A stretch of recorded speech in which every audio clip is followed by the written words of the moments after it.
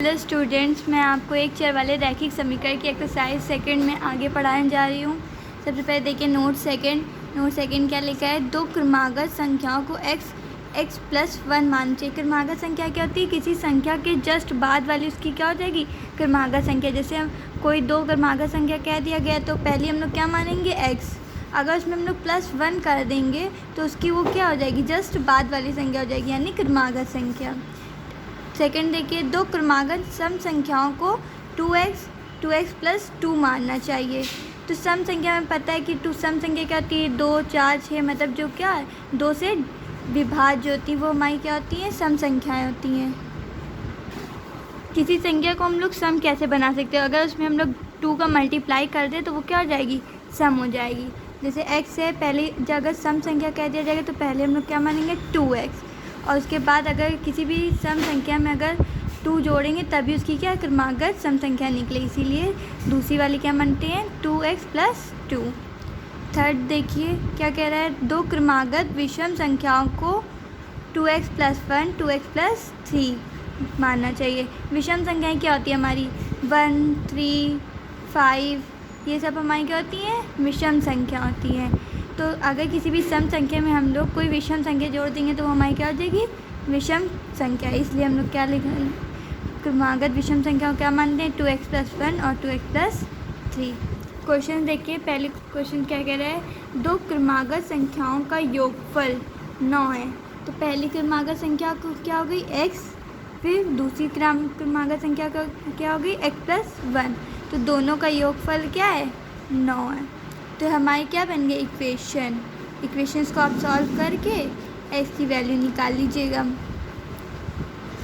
अब आगे देखिए क्वेश्चन नंबर फोर्थ क्या कह रहा है। दो क्रमागत सम संख्याओं का योगफल 30 है।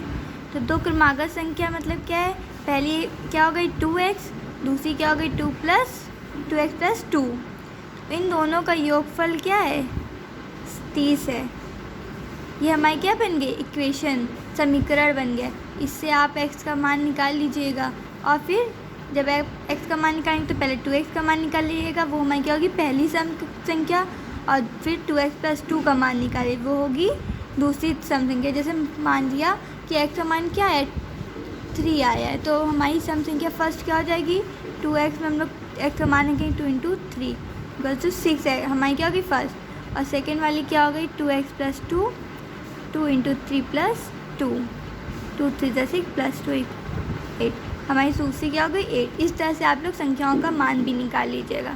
क्वेश्चन देखिए 6 वाला। अब देखिए, दो क्रमागत विषम संख्याओं का योगफल क्या? 40 है। तो संख्याएं बताइए।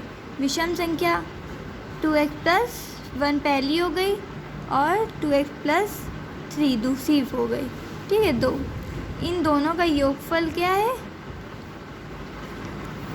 40 है। तो ये हमारी अब क्या बन गई? इक्वेशन। यहाँ से आप x की वैल्यू निकाल लीजिएगा और फिर दोनों संख्याओं का मान निकाल लीजिएगा, 2x प्लस 1 का और 2x प्लस 3 का, ठीक है। अब आगे देखिए नोट थर्ड क्या कह रहा है। यदि दो संख्याओं का अनुपात दिया हो तो पहली संख्या को पहले अनुपात में x का गुणा करके मानना चाहिए या दूसरी संख्या को दूसरे अनुपात में x का गुणा करके मानना चाहिए। मतलब कि जैसे दो संख्या अनुपात में दी होती है तो दोनों में क्या x का हम लोग गुणा कर देते हैं, ठीक है। जैसे क्वेश्चन फर्स्ट देखिए क्या कह रहा है। दो संख्याओं में 3 और 2 का क्या अनुपात है? इनका योग 60 हो तो संख्या बढ़ेगी। अब 3 और 2 का अनुपात है 3 और 2 का, तो इसमें क्या हम लोग अलग करने के लिए 3 में x का गुणा कर देंगे, 1 हो जाएगी, और फिर 2 में x का गुणा कर देंगे, ठीक है। अब कह रहे हैं इनका योग, तो 2x प्लस 3x का योग क्या है? 60 है, ठीक है।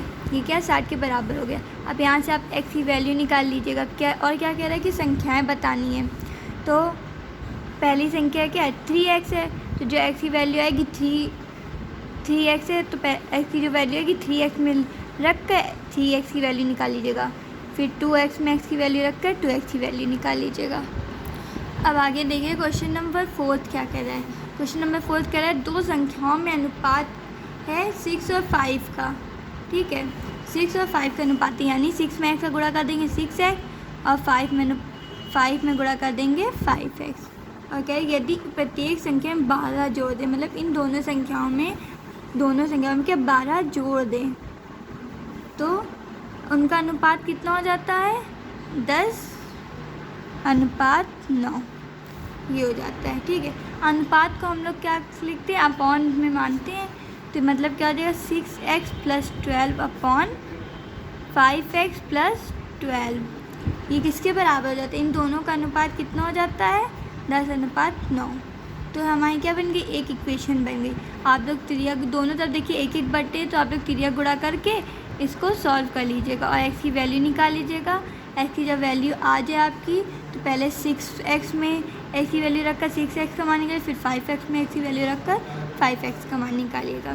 ठीक है, आगे देखिए क्या कह रहा है, थर्ड का सीख देखिए, किसी त्रिभुज के कोणों में 4:5:9 का अनुपात है, तो प्रत्येक कोण का मान बताना है। तो ये सब अनुपात पे इसमें क्या हम लोग x का मल्टीप्लाई कर लें, 4x 5x 9x।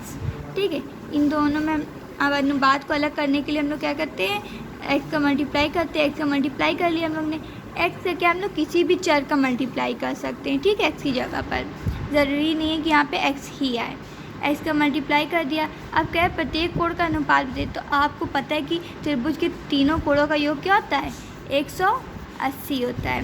तो तीनों कोणों का योग क्या होता है 180, इन तीनों का योग कर दें। फिर आप यहाँ से x की वैल्यू निकाल लीजिए, फिर सारे कोणों में x का मान रख के वैल्यू निकाल लीजिएगा।